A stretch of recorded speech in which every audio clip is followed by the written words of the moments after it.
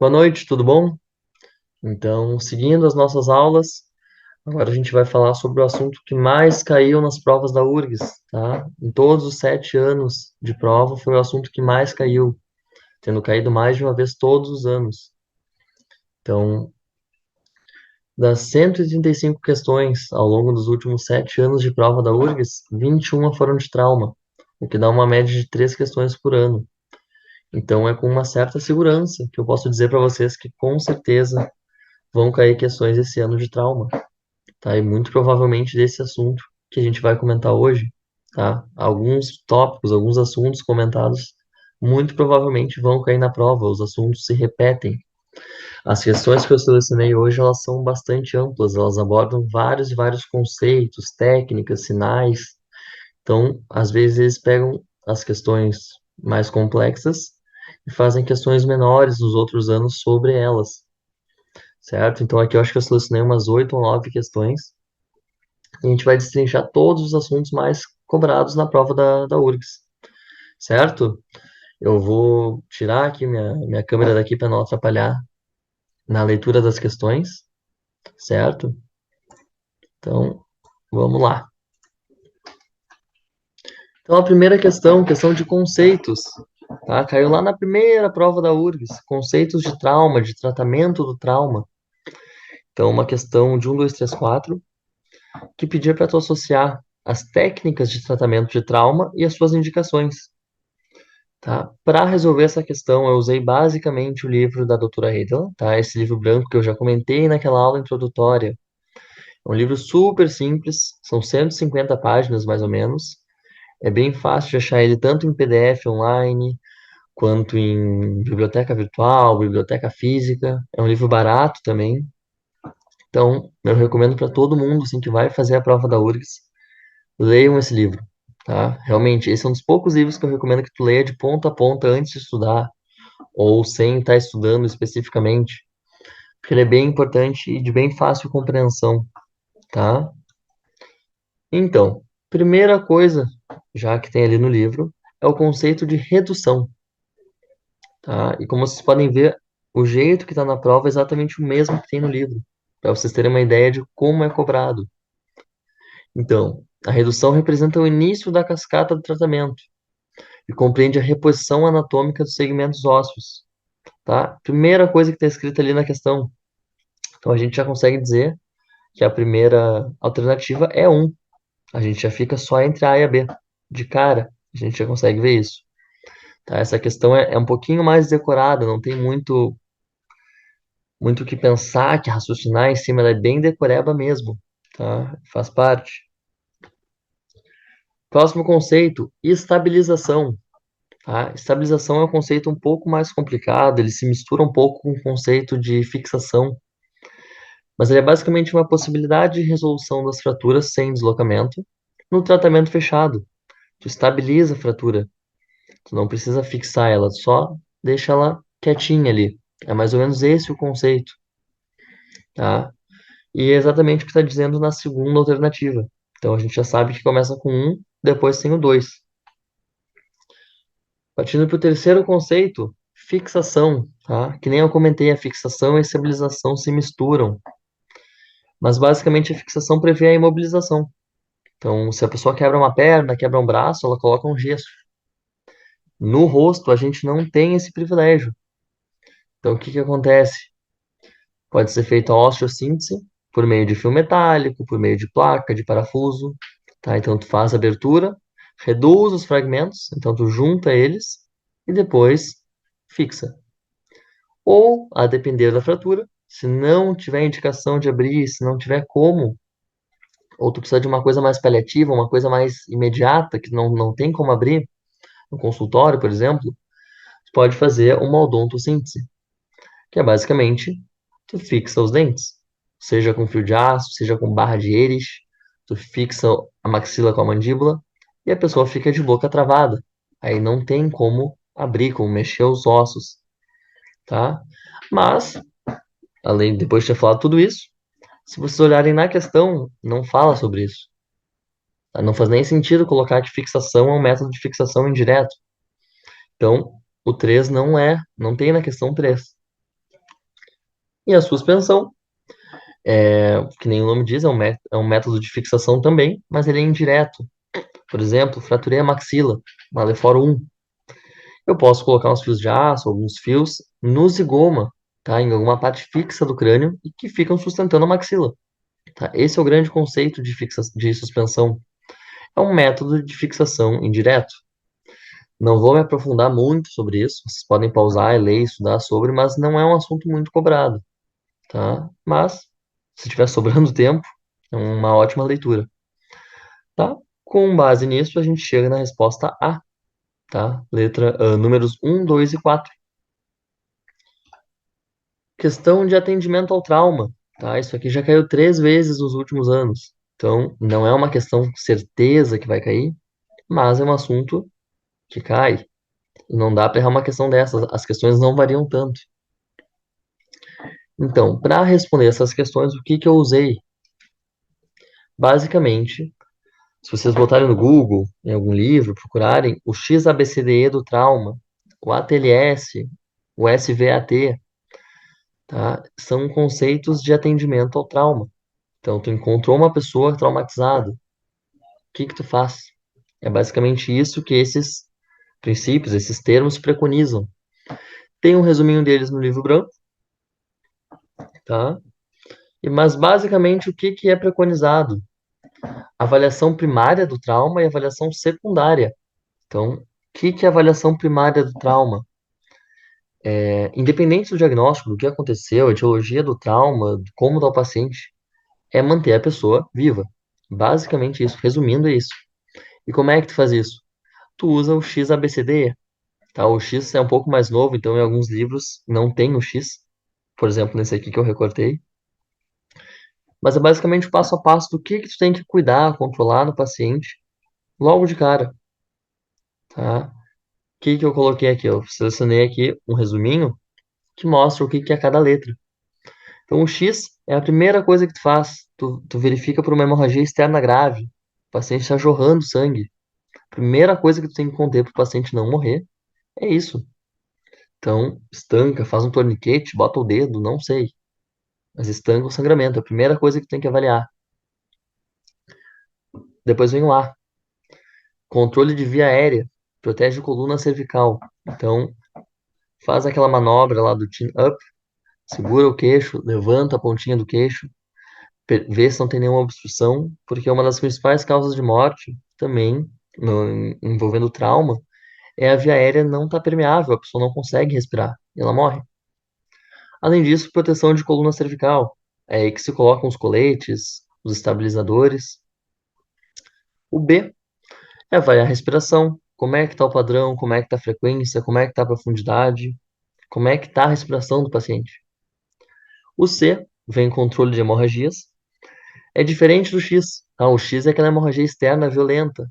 O C é uma hemorragia interna. Então, tu vai avaliar alguns pontos do paciente, vai investigar se o paciente tá isquêmico, tá pálido, tá com risco de choque volêmico, hipovolêmico. Então, esse é o C. O D é disfunção neurológica, então tu avalia nível de consciência, tamanho da pupila, reatividade da pupila. Tu avalia parâmetros para ver como é que tá. O paciente está acordado, está desacordado, está respondendo coisas com sentido, sem sentido, tá lúcido, não tá. Depois, tu parte para a exposição total do paciente. Aí tu realmente avalia o resto ali do paciente, expõe ali, tira a roupa que tu tiver que tirar, corta o que tem que cortar. Controla o ambiente para o paciente não ter uma hipotermia, por exemplo. Vê se é um ambiente seguro, se o paciente, como é que tá ali ao redor. E basicamente esse é o atendimento primário. Primeira coisa que tem que ser feita. E em sequência que vem a avaliação secundária. Então, o paciente tem que estar sistemicamente estabilizado, sem um risco de vida tão iminente. E aí, tu vai partir para investigar. Alergia, como é que foi o trauma, o que que quebrou, como é que é o passado, o que que aconteceu no trauma, como é que foi, tá? E é nesse momento que tu faz os diagnósticos específicos do que aconteceu. Então, com base nessa introdução toda, a gente já consegue ver que as primeiras duas alternativas são falsa e verdadeira. Então, o diagnóstico da fratura óssea é a prioridade no atendimento do paciente? Não. A prioridade do atendimento do paciente é deixar ele vivo. A fratura óssea vem depois, vem na avaliação secundária. Segunda alternativa, o paciente deverá estar sistemicamente estabilizado na avaliação secundária. Verdadeiro, tá? Então, a gente elimina a B, a D e a E. A gente fica só entre a A e a C. Agora, partindo para as outras duas alternativas, tá? Eu já deixei a resposta aqui, mas agora a gente vai falando, vai pensando nelas. Os traumas, eles podem ser divididos em alta energia ou baixa energia. Qual é a diferença entre eles? Um trauma de baixa energia tende a não ser tão agressivo, tão danoso. Por exemplo, um soco, um acidente esportivo leve, assim, tomou uma bolada, tomou uma cotovelada, pode ter alguma fratura simples, pode ter algum pouco de lesão em tecido mole, mas não é algo tão grosseiro quanto um trauma de alta energia, como um acidente automobilístico grave, um ferimento por arma de fogo. Nesses casos, sim, tu tem grande comunição óssea. O que que é isso? Explosão do osso, o osso estraçalha. Então é osso para tudo que é lado, é dente para tudo que é lado, se envolver dente. E um grande comprometimento de parte mole. Então tu tem lesão perfurante, tu tem laceração, tu tem queimadura, tu tem sangramento. Então, verdadeira. Alternativa de baixo. As alterações na mucosa intrabucal e maloclusão podem ser sinais de fraturas ósseas. Verdadeiro. Então, a pessoa está com um hematoma na mucosa, tá ali com um grande corte na mucosa, tá até com isquemiada quando vê. A oclusão também está alterada, o paciente está com a mordida aberta posterior, anterior. A oclusão não está estável, que antes era. Pode ser um sinal de fratura óssea, desde uma fratura alveolar ou até uma fratura de mandíbula, de maxila, que desalinhou tudo. Tá? Então a gente fica com letra C. Outra questão agora envolvendo fraturas dento-alveolares. Assunto que também não cai todo ano, mas pode cair, tá? Basicamente essa questão ela nos dá o nome da luxação e pergunta qual foi a conduta que foi tomada, se ela é correta ou não e quais são os sinais dela. O que que eu usei para responder essa questão? O guideline da IADT. O último foi de 2020. O que que é IADT? É a Associação Internacional de Trauma Dentoalveolar. São eles que fazem os protocolos de atendimento ao trauma. Aqui nesse QR Code vocês conseguem acessar esse documento traduzido para português. Então, o que que esse documento preconiza? Caso de concussão, nenhum tratamento é necessário, mas tu tem que monitorar a vitalidade pulpar por pelo menos um ano. Luxação extrusiva, o dente sai um pouquinho do alvéolo. Qual é o tratamento? Anestesia, reposiciona o dente e estabiliza por 2 semanas com contenção. Se tiver fratura de tábua óssea, estende essa contenção. Importante que nesse documento eles chamam a contenção semi-rígida de contenção flexível. Embora não seja a mesma coisa, nessas questões é usado como se fosse sinônimo. Tá? Então, vocês vão ver que na questão fala sobre contenção semi-rígida e no texto fala sobre flexível. É que no texto não tem essa distinção. Partindo para a luxação lateral, tratamento, anestesia, reposiciona o dente, contenção por 4 semanas. Luxação intrusiva, o dente entrou um pouquinho. Então, se for um trauma menor que 3 milímetros, tu permite que o dente extrua naturalmente nas primeiras 8 semanas. Se não for intruído, aí tu pensa já em cirurgia, tu pensa em ortodontia junto, tá?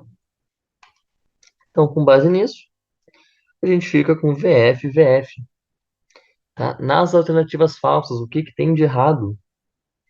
Então, ali na primeira, na segunda, sobre luxação intrusiva, tu realmente espera a erupção do dente sem intervenção, mas ali conta que, que se nenhuma movimentação for observada em 7 dias, tu reposiciona ele. E não, não é 7 dias, são 8 semanas.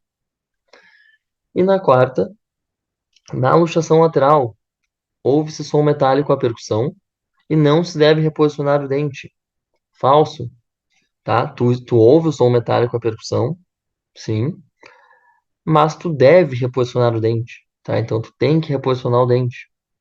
Com base nisso, a gente fica com a alternativa E. Agora a gente parte para as questões mais comuns, tá? Lesão de tecidos moles. Basicamente, todo ano tem uma questão sobre isso. Primeira questão que eu escolhi para falar é a da URGS de 2020, que basicamente perde conceitos e as definições, tá? O nome do ferimento e a definição dele, o conceito dele, tá? O que que eu usei para fazer a questão? Esse QR Code leva para um documento meio inusitado do Corpo de Bombeiros do Paraná. Eles pegaram essas lesões de tecido mole, eu não sei da onde que veio, mas com certeza é de uma referência, de algum livro de odontologia legal ou de medicina legal, mas eu não encontrei a referência, tá? Mas nesse documento tá bem direitinho ali, bem do jeito que eu vou falar. Importante, tá? Esses ferimentos têm classificações, eles se dividem em fechados ou abertos. Qual é a grande diferença? Um ferimento fechado é o que tu não tem ruptura da pele. Então é o hematoma, é a equimose. E os ferimentos abertos, aí sim, tu tem a ruptura da pele. Esses ferimentos aí são só os de origem mecânica, física. Então a gente não vai falar sobre ferimentos químicos, ferimentos por calor, ferimentos por frio, então, ou até pela própria decomposição de um cadáver, por exemplo. Não convém falar disso agora. E eu não vou falar sobre todos esses, tá? Eu vou falar sobre os mais cobrados, os mais frequentes no complexo bucomaxilofacial, que são os cobrados nas provas. Então, basicamente, a gente tem o quê? Hematoma e equimose nos fechados. O que que é isso? Tá? Equimose é aquela mancha arroxeada que vai mudando de cor, que é causada pela ruptura de vasos pequenos, tá? O sangue que extravasa fica entre as células, no espaço intersticial. Então, tu não tem aumento de volume. Ao contrário do hematoma, que normalmente é causado por uma batida mais forte, um trauma mais violento, tu tem ruptura de vasos maiores. E esse sangue se extravasa entre os espaços anatômicos. Então, tu tem sangue entre gordura, entre músculo, entre as células, entre nervos. Tu tem uma bola de sangue, tu tem aquele aumento de volume. Então, essa é a grande diferença entre um e outro. E os ferimentos abertos, aí são vários, mas vou resumir um pouco eles. Basicamente, feridas incisivas ou cortantes são causadas por objetos afiados, uma faca, um bisturi, uma navalha. Tendem a ser ferimentos mais extensos do que profundos, então é aquele corte. Ficam dois bordos bem definidos e uma lesão não tão profunda. Feridas contusas, tá? Feridas contusas podem até encaixar um pouco ali no fechado, mas é basicamente quando tem uma agressão por um objeto rombo. Então, um soco, um bastão, alguma coisa assim, um machado sem fio, tá? O que que acontece? Tu tem aquela batida, tu rompe pele, mas fica aquela coisa mais amassada, aquele roxo ao redor. Então, essa é uma lesão, uma ferida contusa. Muitas vezes as feridas são corto-contusas, então tu tem o corte e a contusão ao mesmo tempo. As perfurantes, conforme o nome diz, são por perfurações, pode ser por bala, pode ser por agulha, pode ser por estocada, pode ser por uma lâmina, mas uma lâmina como uma faca, por exemplo, com a ponta dela. E muitas vezes essas feridas são transfixantes. O que que é isso? Quando ela comunica do meio interno para o externo. Exemplo, tomou uma facada na bochecha, uma ponta da faca na bochecha, e perfurou pele e chegou lá na mucosa, perfurou também a mucosa. É chamado de uma ferida transfixante. Escoriação ou abrasão é um outro tipo de lesão, mais superficial, que tende a ser aquele ralado. Então, aquele ralado de joelho é uma escoriação. É quando tu tem um atrito de uma superfície mais áspera com a pele. E ela, só a pele é atingida e ela destrói a camada superficial, tá? É como se fosse um peeling. E a laceração, que aí são as lesões um pouco mais feias, que envolvem, por exemplo, uma machadada, uma que rasga a parte da pele, então é uma mistura, é corte junto com hematoma, junto com laceração. Então são aquelas lesões mais feias, mais profundas, que normalmente acometem glândulas, glândula salivar, glândula lacrimal, tá? São lesões mais profundas. E sem tanto, e os bordos não são tão regulares. Então, os bordos mais feios podem ter bordos necróticos, tá? Essa é o conceito de laceração. Então, com isso a gente consegue responder todas as questões todas as alternativas, né, dessa questão. Basicamente tudo que eu comentei tá aqui nas alternativas. Falei até um pouquinho a mais, tá? Assunto bem importante, tá, pessoal? Essa questão aqui, ela pode ser dividida em questões menores. Pode cair uma questão, o conceito de hematoma aí tem uma questão só sobre isso. E pode ser todas essas alternativas, só que só pede uma. Então, questão bem importante, tá? Estudem ela. Outras questões sobre tecidos moles, aqui com assuntos mais gerais. Então, aqui, primeira alternativa, o comprometimento de glândulas lacrimais e salivares ocorre nas abrasões. Falso. Lembrem, a abrasão é uma lesão bem superficial. Tu acaba só afetando a pele.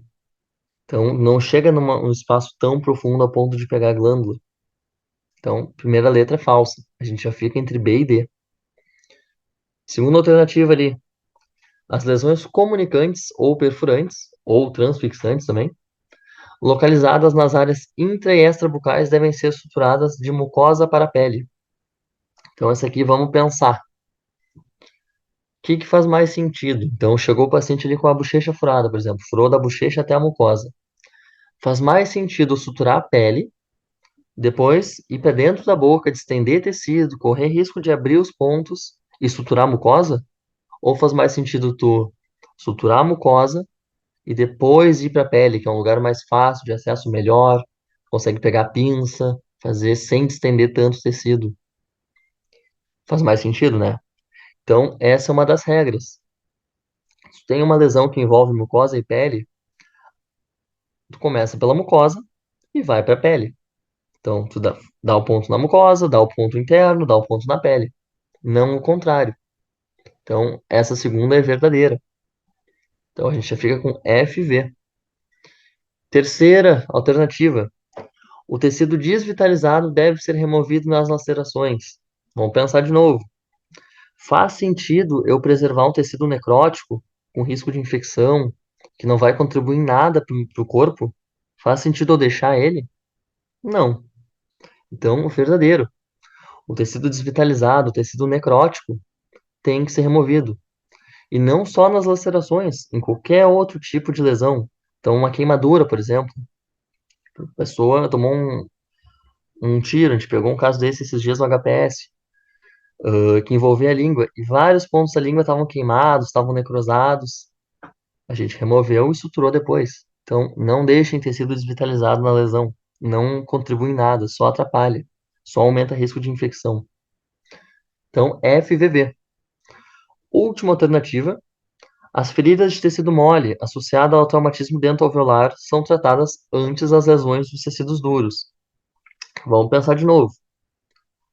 Chegou um paciente com um dente com uma luxação lateral e um corte na gengiva.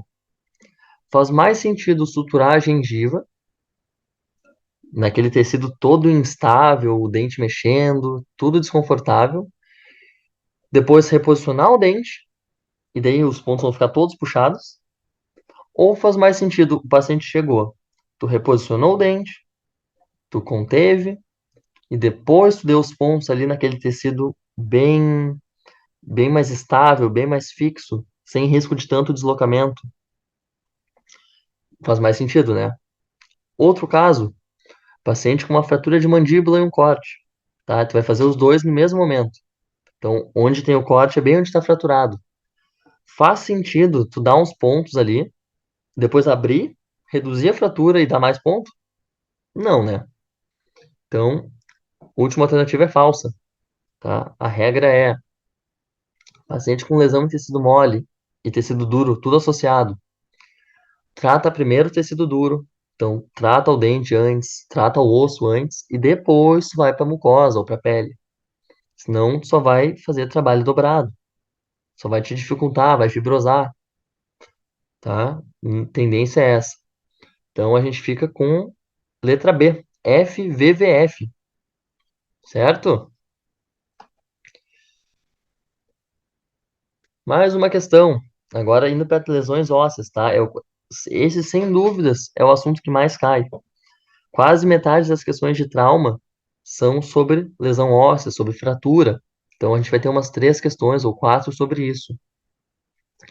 Então eu já comecei com uma bem polêmica, tá? Da URGS de 2018.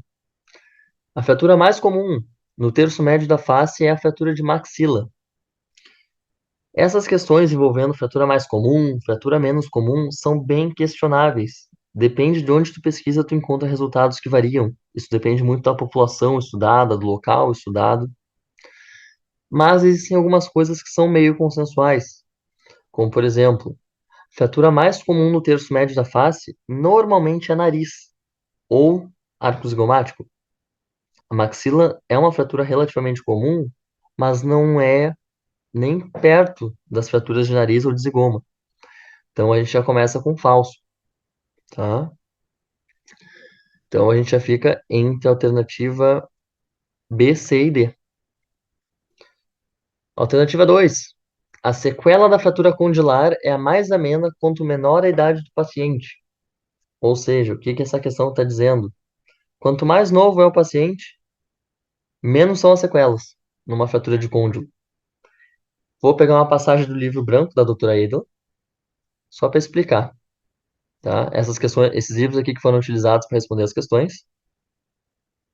A passagem do livro é essa, e diz justamente o contrário. A sequela da fratura condilar é mais grave quanto menor a idade do paciente. Por que isso? Então, a gente tem que lembrar um pouquinho de anatomia agora.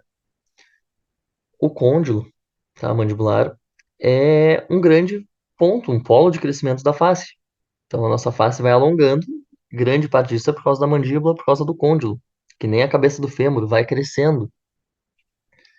E quanto mais nova é a pessoa, sofrer um trauma ali, tem um grande risco de atingir essa cartilagem, de causar um dano nesse osso, nessas células. Uma pessoa de 3 anos, que ainda tem que crescer um monte, que tem uma lesão ali, tem muito mais chance de ficar com comprometimento funcional, com uma assimetria facial significante, do que um paciente que fraturou ali o mesmo lugar, mas já tem 60 anos, já não está mais crescendo. Tá? Faz sentido? Então, o paciente mais novo tem mais risco de ficar com alguma sequela, porque vai crescer desproporcional. Um lado foi lesionado, pode ser que o crescimento seja deslocado, pode ser que não cresça, cresça mais, que é anquilose.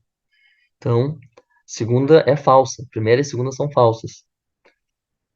A terceira, isso já nos deixa com a resposta C, tá? Com certeza é a C.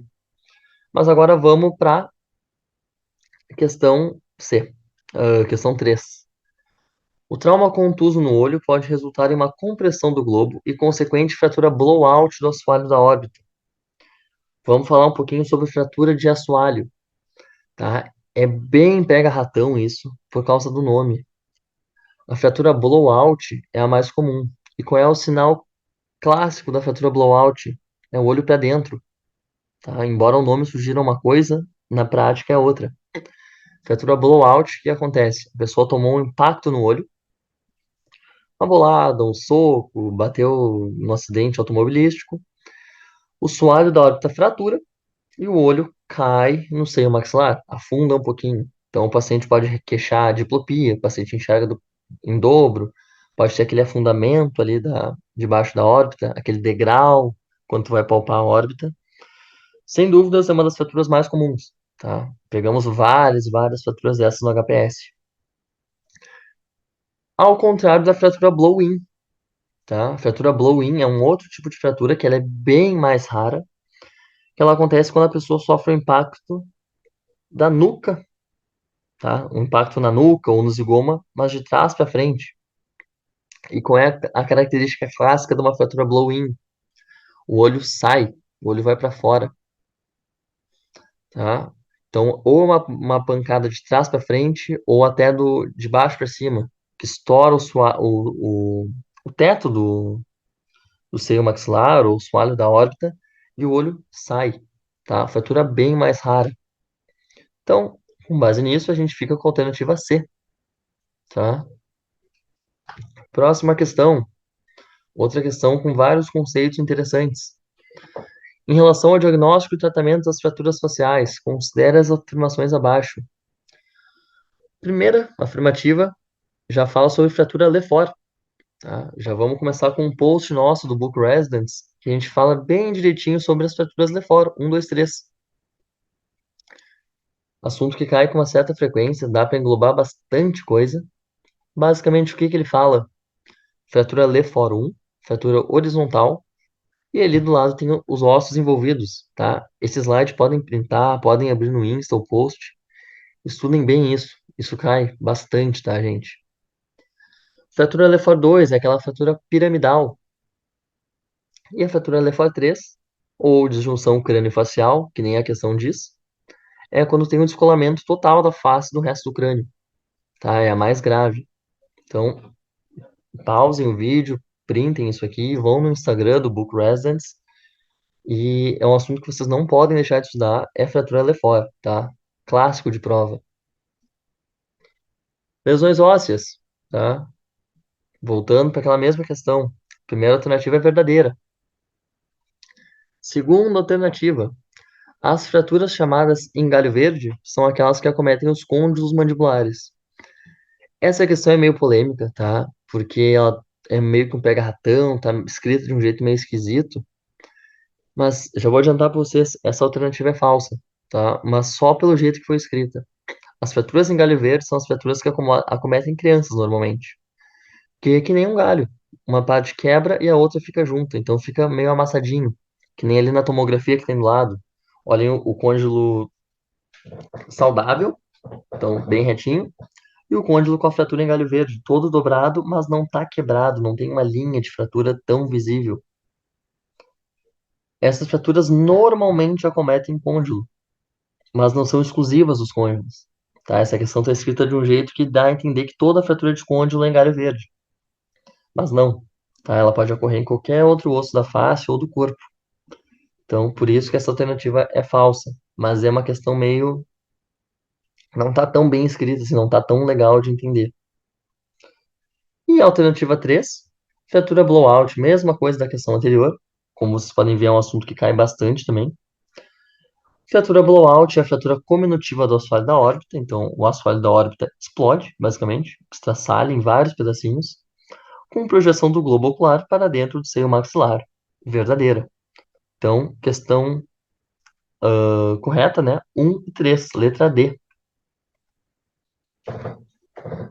Próxima questão, URGS 2022. Sobre o trauma envolvendo o complexo bucomaxilofacial, considere as afirmações abaixo. Também questão de conceitos. Fratura panfacial. Nem o nome diz. Pan vem de toda, facial vem de face. As fraturas panfaciais são as fraturas que envolvem 2 ou 3 terços da face, envolvem múltiplos ossos. Mandíbula, maxila, nariz, zigoma, órbita frontal, tá? Vários e vários e vários ossos fraturados. Então, alternativa 1, correta. Alternativa 2. O hematoma subconjuntival é um dos sinais de fratura do complexo zigomático. Essa aqui é uma questão já bem mais específica, com um conceito bem específico. Questão difícil. O que é isso? Hematoma subconjuntival, hemorragia subconjuntival, hiposfagma é basicamente sangue no olho, na parte branca do olho. É um dos sinais clássicos de fratura zigomática, assim como a equimose periorbital, aquele roxo em volta do olho, também pode indicar uma fratura ou de órbita ou de zigoma. Trismo é um indicativo também de fratura de zigoma. O que acontece? Às vezes pode quebrar o arco zigomático de um jeito que tranque ali o coronoide e a pessoa não abre a boca, sente dor, ela trava. Tá? Vários e vários sinais desses tipos de fratura. Então, alternativa 2, correta. E alternativa 3, a fratura coronoide é a mais infrequente das mandibulares. Outra questão um pouquinho mais polêmica, que nem eu comentei lá no começo, essa questão de mais frequente, menos frequente, é bem complicado assim de ser definido. Mas existem algumas fraturas clássicas, tá? Algumas coisas que são quase um consenso. E essa é uma delas, tá? A fratura de coronoide é uma das mais complicadas, é uma das mais raras de ser vista, tá? Então, aqui nesse estudo, dependendo do estudo, esse número varia bastante, mas cerca de 1% delas é no coronoide. Então, alternativa um, 2 e 3 corretas. Essas foram as questões que eu selecionei para falar sobre trauma, tá? Um assunto, um dos mais importantes na prova da URGS. Cai bastante, bastante, bastante.